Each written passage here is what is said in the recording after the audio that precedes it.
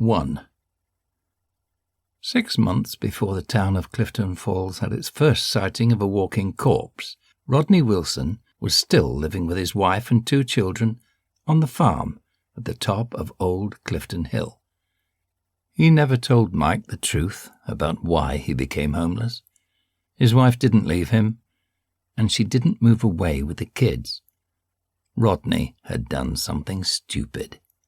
He'd kept barrels of hazardous waste inside one of his barns, hidden under a tarpaulin next to a pigsty. His wife never noticed because she never visited the barn. She would always say that chores inside the farmhouse were for her to do, and anything outside was his responsibility. That arrangement had worked very well over the years, but times had been tough. There was hardly enough income coming in from what they sold on the farm, and mouths needed feeding. So Rodney looked elsewhere to get paid.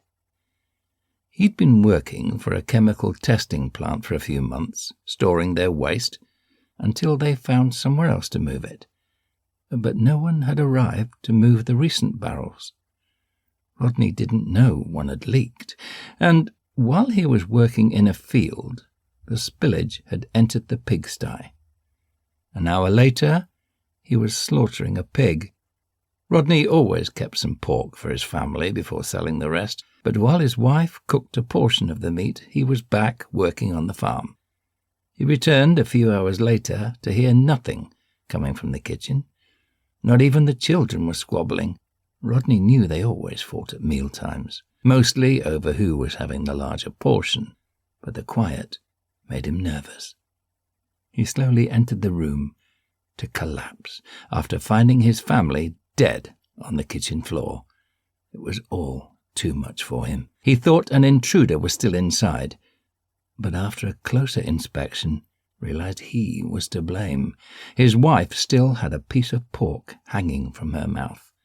Rodney was lost. He knew he should have phoned for an ambulance. It was the most logical thing to do, but all he did was kneel next to his wife and stroke her hair. Grief had hit him like a speeding train, and it was too fast for his mind to take. It took another 30 minutes before he rose again, but the shame he now felt after seeing his children's eyelids still open left him wanting to end his own life. He eyed the rest of the pork, wanting to join his family so badly, but he couldn't do it. Rodney stared at the bodies, hoping for a miracle.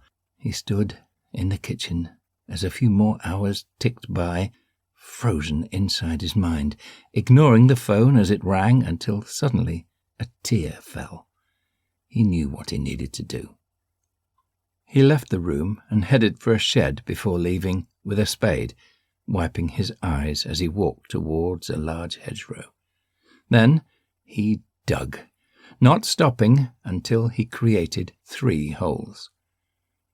That's why Rodney Wilson was living on the street.